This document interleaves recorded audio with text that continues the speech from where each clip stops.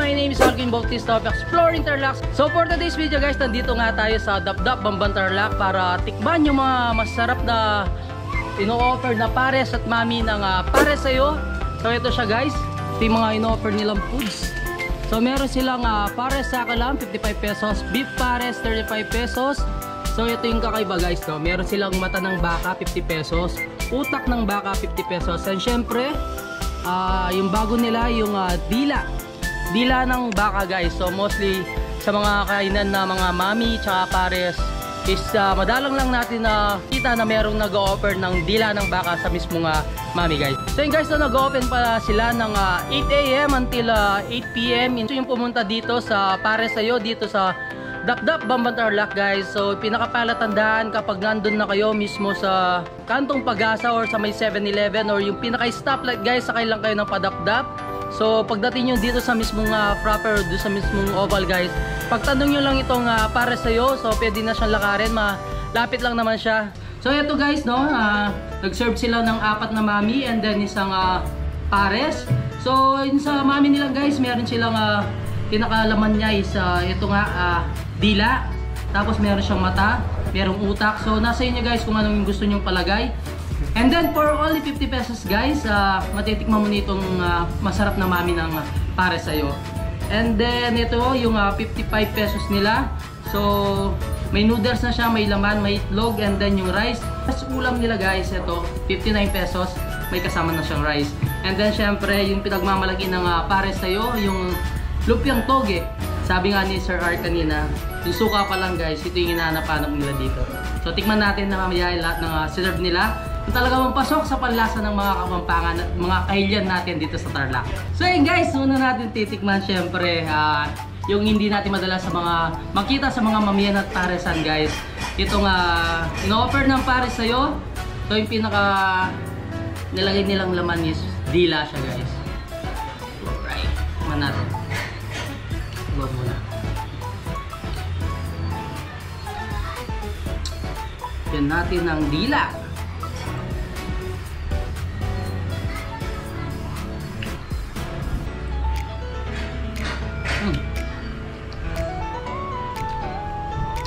Napakasarap nung pinaka sabaw guys. So saktong-sakto yung lapot guys, and then napakalinamnam ng pinakasabaw. Hindi nagkakalayo yung texture niya doon sa mismong pinakalaman ng baka. Napakasarap guys. Must try this one. So yun guys, titikman naman natin yung pinaka noodles ng mami ng pares sa'yo. So ito siya. Lagyan natin ng dila.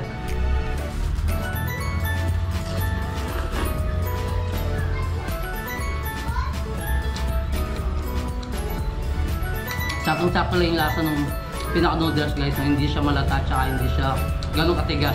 Next natin titikman itong mata ng mami. So titiplayin muna natin. Yung kanina hindi tayo nakapagtimpla.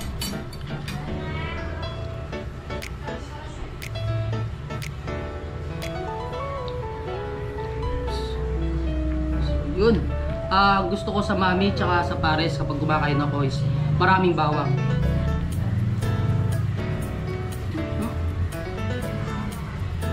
And then syempre mahilig tayo sa medyo spicy.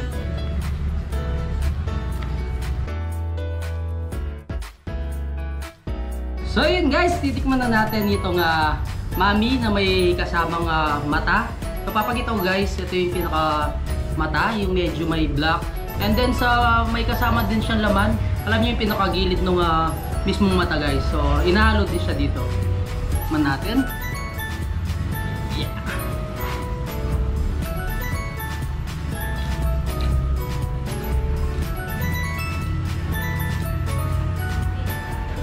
Mas lalong sumarap yung pinakasabaw ng pinakamami guys kasi tinimplahan natin. So kanina, kahit wala siyang timpla guys, masarap na siya.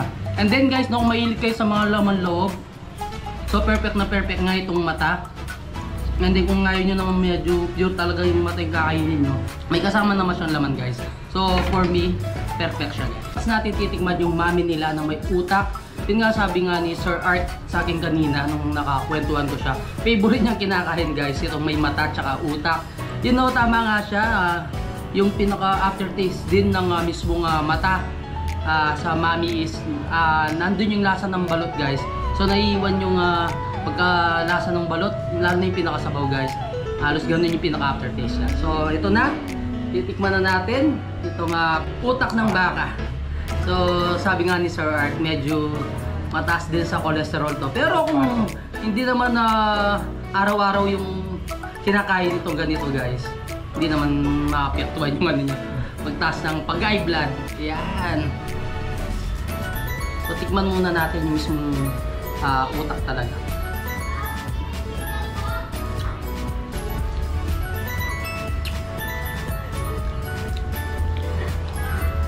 Oops.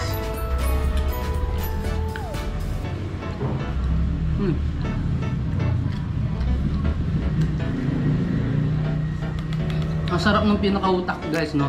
Alam niyo yung pinaka-aftertaste niya is napaka-milky niya and then napaka-linamnam. Actually ako pag kumakain ako ng sa mismong ulo ng manok is alam gusto ko kinakain yung mismong utak.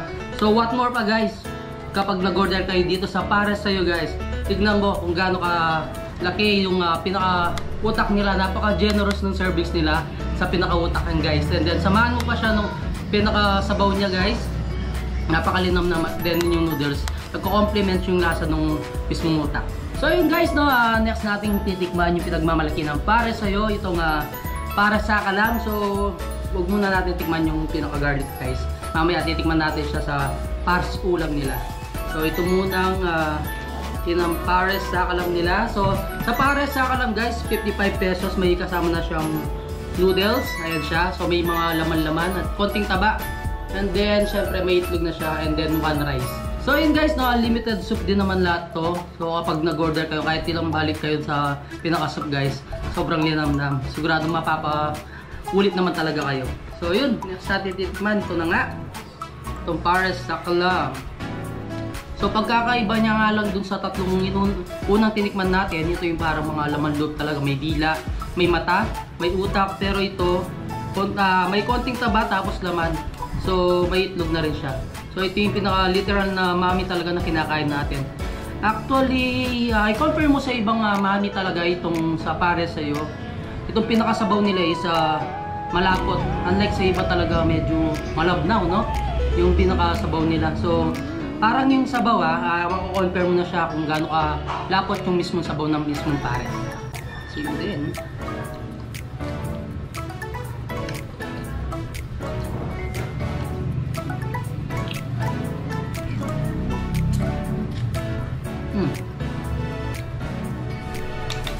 For me guys, no, parang good for two na rin siya kasi napaka-generous ng pinaka-servings nila. For only 55 kasi may kasama na siyang rice.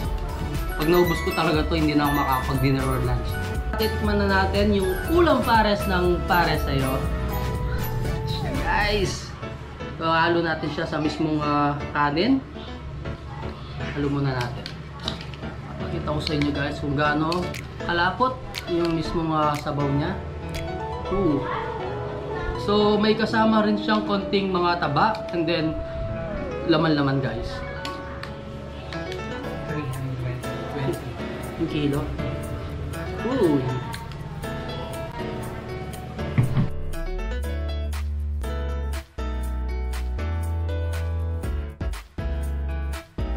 So alisabaw din yung pinaka-Pares nila guys, no. And then 59 pesos. Ganito na karami yung sa serve nila.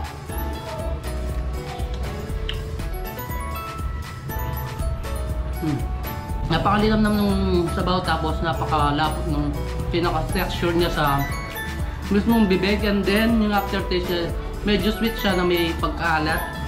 The best siya guys. And then good thing naman talaga guys, kapag ako pupunta ako sa mga nagtitinda ng Pares or Tapsilogan, siyempre una kong titignan guys kung fried rice ba yung gamit talaga nila. So dito guys, Pares Sayo, legit fried rice yung serve nila sa'yo. So yun guys, na nag-offer din yung Pares Sayo ng mga silog. So like top silog, long silog, hot silog, tsaka silog. For only 39 pesos guys. So kung gusto nyo mag-breakfast, so sa lahat ng bikers dyan na pumupunta dito sa Dapdap, so bago kayo pumunta sa mga akyat ng bundok, like may pinuntahan ako dito yung Malasa. So pwede kayong dumaan dito sa Pares Sayo dito sa Dapdap, Bamban Tarlac guys. So yun na, next natin titigman itong lumpiang toge nila guys. Siya. Yeah.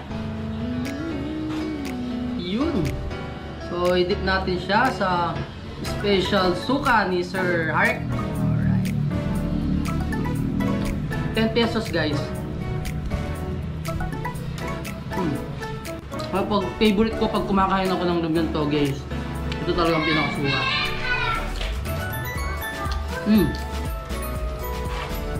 Ganito yung lasa ng suka na hinahanap ko guys. Sakto yung alat, yung asim, tsaka syempre number 1 yung matamis-namis siya. And then sabahan ko siya ng spicy, and then yung lasa ng pinakasibuyas guys. The best.